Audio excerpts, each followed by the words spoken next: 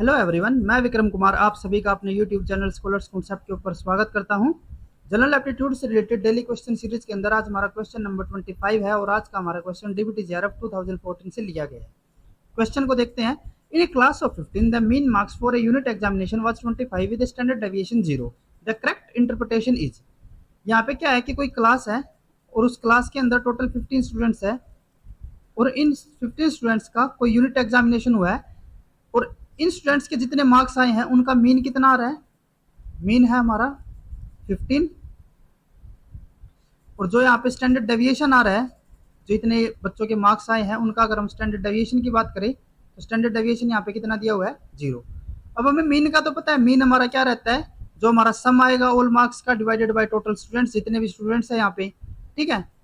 दूसरे अगर हम यहाँ पे स्टैंडर्ड डेविएशन की बात करें तो स्टैंडर्ड डेविएशन क्या होता है, standard deviation is a measure of amount of variation और dispersion of a set of values.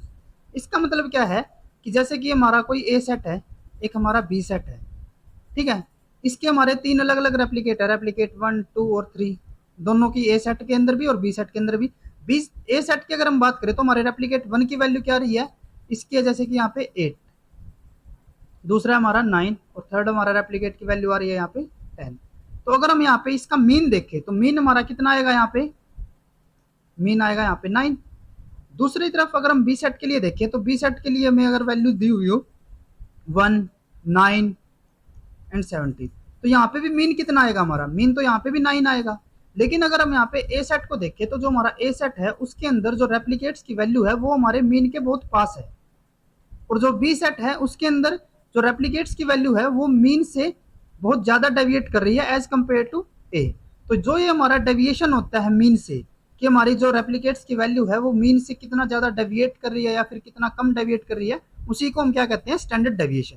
तो यहाँ पे आगे हमने बताया हुआ है कि a low standard deviation indicate that the value tends to be close to the mean of the set, while a high standard deviation indicate that the values are spread out over a wider range। इसका मतलब क्या है कि अगर हम यहाँ पे ए और बी सेट को कंपेयर करें, क्योंकि यहाँ पे हमारे जो ए सेट है उसकी जो रेप्लीकेट्स की वैल्यू है वो हमारे मीन के बिल्कुल पास पास है, तो इसीलिए यहाँ पे जो हमारा स्टैंडर्ड डेविएशन आएगा वो कैसा आएगा, लेस आएगा, कम आएगा। और दूसरा अगर हम बी सेट की बात करें तो यहाँ पे हमारे जो रेप्लीकेट्स की वैल्यू है वो हमारे मीन से ज्यादा डेविएट हो रही है एज कंपेयर टू ए, तो इसीलिए यहाँ पे जो हमारा स्टैंडर्ड डेविएशन आएगा वो मोर आएगा।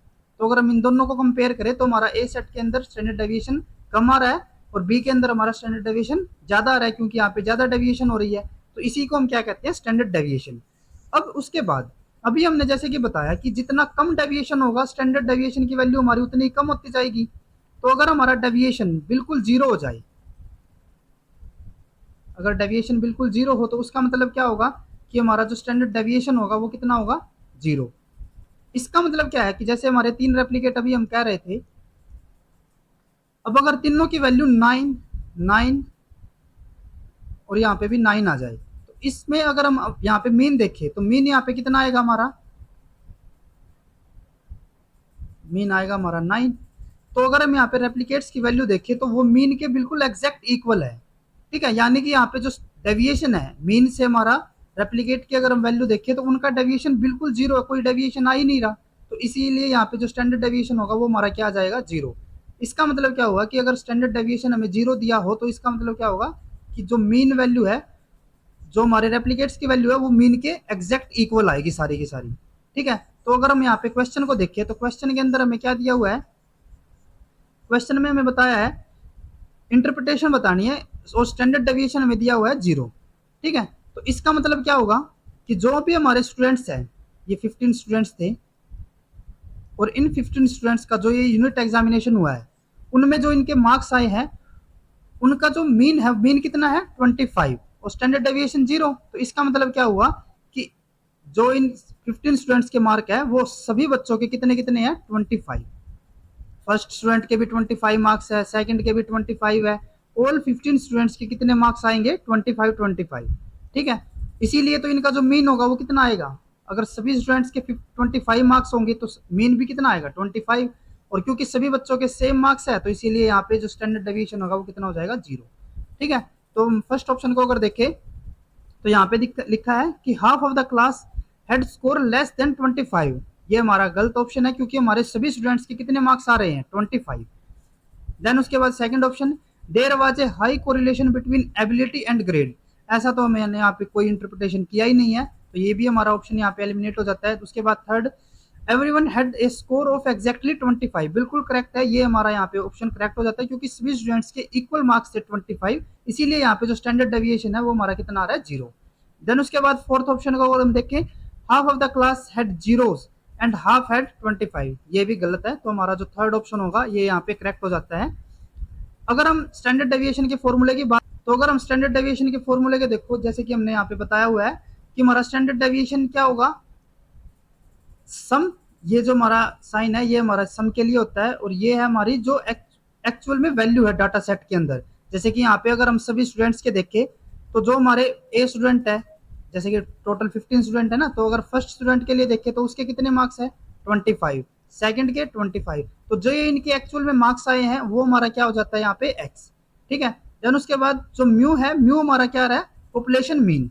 अब यहाँ पे मीन भी कितना है 25 है।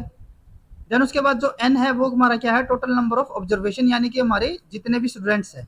तो अगर हम इसी फॉर्मूले को यहाँ पे देखें, तो अभी हमने क्या बताया कि सभी स्टूडेंट्स के कितने मार्क्स आ रहे हैं एग्जैक्टली 25। तो अगर यहाँ पे इसको अप्लाई करें हम,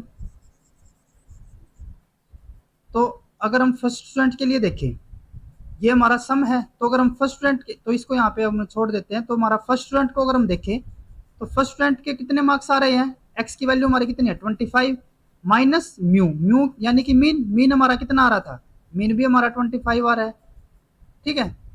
और ये हमारा क्या हो जाता है स्क्वायर।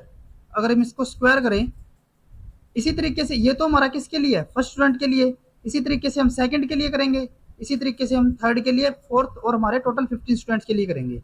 लेकिन अगर हम यहाँ पे देखें, अगर हम फर्स्ट स्टूडेंट के लिए कैलकुलेट करते हैं, नीचे हमारा एन है, एन हमारा कितने है, टोटल 15 स्टूडेंट है, तो हमारा यहाँ पे 15 हो जाता है। अब अगर हम फर्स्ट स्टूडेंट के लिए देखें, तो 25 माइनस 25 कितना होगा 0, और 0 का स्क्वायर कितना होगा 0। तो यहाँ पे अगर फर्स्ट स्टूडेंट के लिए 0 आ रहा है, तो सेकंड स्टूडेंट के लिए भी सेम रहेगा, क्योंकि हमारा जो ऑब्जर्वेशन की वैल्यू आई है वो तो हमारी सभी की सेम है ना, 25 ही है, तो सभी का क्या होगा 0 डिवाइडेड बाई 15। तो अगर हम इसको सोल्व करें, तो ये हमारा क्या हो जाएगा 0/15, और इसको अगर हम आगे सोल्व करें तो ये हमारा 0 ही आ जाएगा। तो इसीलिए जो हमारा स्टैंडर्ड डेविएशन है उसकी वैल्यू यहाँ पे क्या आ जाती है 0। तो इसीलिए जो हमारा थर्ड ऑप्शन होगा वो हमारा करेक्ट हो जाएगा। अगर आपको ये वीडियो यूजफुल लगी हो तो please like and share this video, और जनरल एप्टीट्यूड से रिलेटेड इसी तरीके के क्वेश्चन करने के लिए please subscribe to our YouTube channel Scholars Concepts. Thank you.